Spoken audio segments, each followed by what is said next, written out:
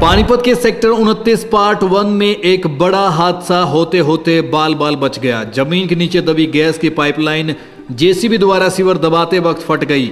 Gas रिसने लग गई। आनन फानन में कड़ी मशक्कत के बाद गैस पर काबू पाया गया, वरना कोई भी बड़ा हादसा हो सकता था।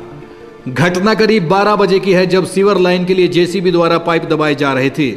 इसी दौरान जेसीबी से जमीन के नीचे दबी हुई गैस की पाइप फट गई। पाइप फटने की वजह से गैस भारी मात्रा में रिसने लग गई, जिसको देखकर आसपास के क्षेत्र में काम कर रहे मजदूर और फैक्ट्री मालिक डर गए। तुरंत गैस पाइप दबाने वाली कंपनी के कर्मचारियों को बुलाया गया और मौके पर करीब 10 मिनट की कड़ी मशक्कत के बाद गैस रिसाव पर कंट्रोल पा लिया गया।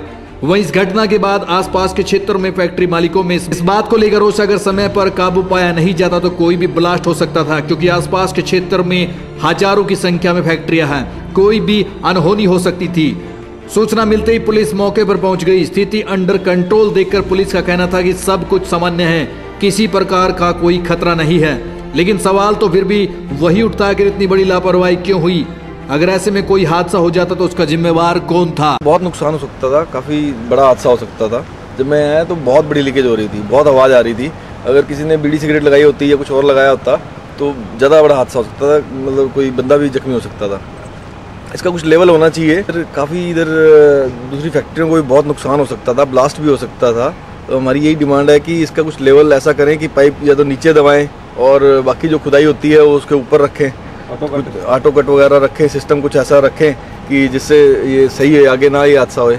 अभी तो टल गया ये हादसा, आगे ना मिली थी कि सेक्टर 29 पार्ट 2 में 177 प्लाट के सामने सड़क में खुदाई का काम चल रहा था, तो जेसीबी मशीन ने गैस की पाइप उखड़ गई उससे।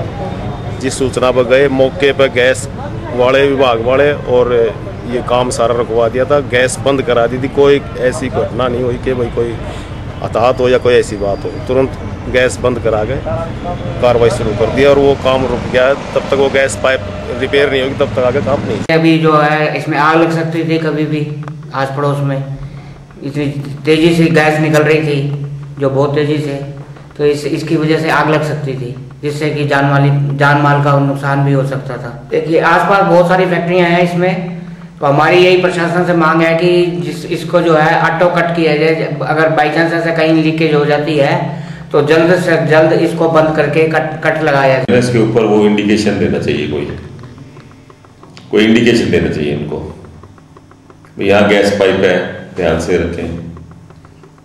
आपने देखा होगा रिफाइनरी की जैसे पाइपलाइन जाती है, डाला होता है उन्होंने एक कोई फ्लैग या कुछ ऐसा, जहाँ पे ज्वाइंट है उनको कुछ वो मेरे ख्याल इंडिकेशन या लिखा होना चाहिए, पता होना चाहिए ना किसी को भी, नहीं तो हादसा बहुत बड़ा हो सकता है तो गैस ही है। हरियाणा प्राइम न्यूज को सब्सक्राइब करें, बेल आइकन को भी दबाएं ताकि आपके शहर की हर खबर आपके मोबाइल पर अपडेट रहे।